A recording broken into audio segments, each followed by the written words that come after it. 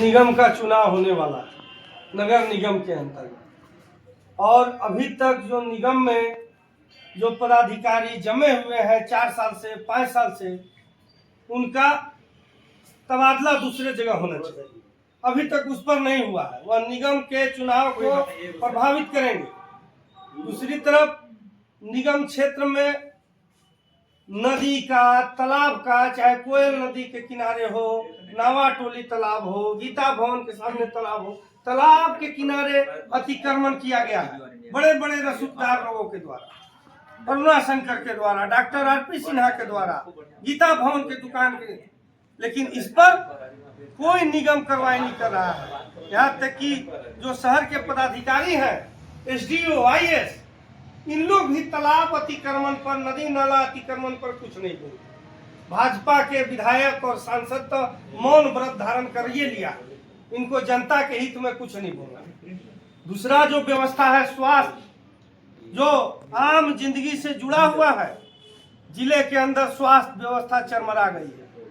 एक अस्पताल, एमएमसीएच अस्पताल में जो शिशु वार्ड है, उसमें डॉक्टर 24 घंटा बैठने की व्यवस्था होना चाहिए, उसमें डॉक्टर नहीं।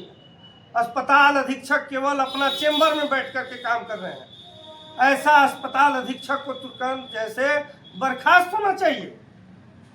रात में जो है सो, या दिन में कहिए 12 बजे के बाद केवल जूनियर डॉक्टर के भरोसे अस्पताल चल रहा है, कोई सीनियर डॉक्टर नहीं है।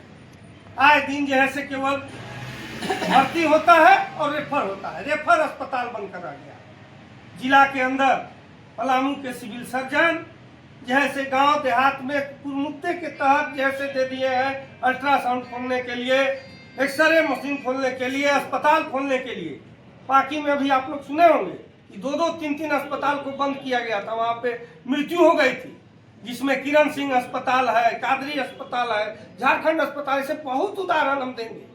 आज उसको पैसा लेकर के खोल दिया गया। क्या मानक है?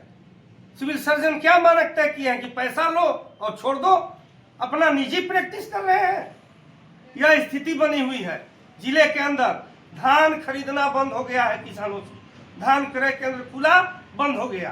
किसान अब जैसे व्यापारी के हाथे औने पौने दाम में धान बेचने को विवश है। वहीं एक जिला के अंदर बड़ा आदेश आया है, आप लोग सुने होंगे, जपला सीमेंट फैक्ट्री जो जैसे बिक गया स्क्रिप्ट में 21 करोड़ में। अभी भी उस फैक्ट्री के अंदर लेबर लोग, मजदूर लोग रहते हैं, 500 मजदूर रहते हैं, जिनको घर नहीं है वही है, उनका पैसा बाकी है। उतना दिन काम किए थे, कहाँ जाएंगे वो? पहले पुनर्वास होना चाहिए, फिर विस्थापित होना चाहिए। लेकिन इन जन मुद्दों पर यहाँ के मंत्री, वित्त मंत्री हैं, यहाँ क्या नाम है, चुनू राम जी, लेकिन उनको कोई इस पर ध्यान नहीं है। जिला में क्राइम का मीटिंग होता है, आरक्षी अधीक्षक करती है और जवान के पिस्तौल जैसे गायब रहता है। थाना के अंदर बांध दिया गया है कि बालू ढोवो। यह भी क्राइम मीटिंग में कभी समीक्षा नहीं होता है कि बालू कहां से ढोआ रहा है। रात को जो बालू ढोआ जा रहा है सदर के अंदर, जो सुआ से लेकर के इधर और इधर जोड़ से लेकर के सभी रात में थाना वाइज बांध दिया गया है। कभी क्राइम मीटिंग में बालू पर सवाल नहीं उठता। यह जो विधि व्यवस्था लचर हो गई है, इसीलिए आज हमको प्रेस कॉन्फ्रेंस करना पड़ा।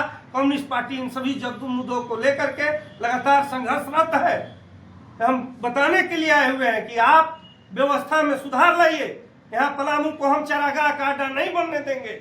आईएएस अफसर अधिकारी सुधर जाए और नेता मंत्री जो भ्रष्टाचार करने के लिए इन लोग को सिखा रहे हैं वह भी सुधर जाए। तो कम्युनिस्ट पार्टी बहुत बड़ा आंदोलन करने जा रही है।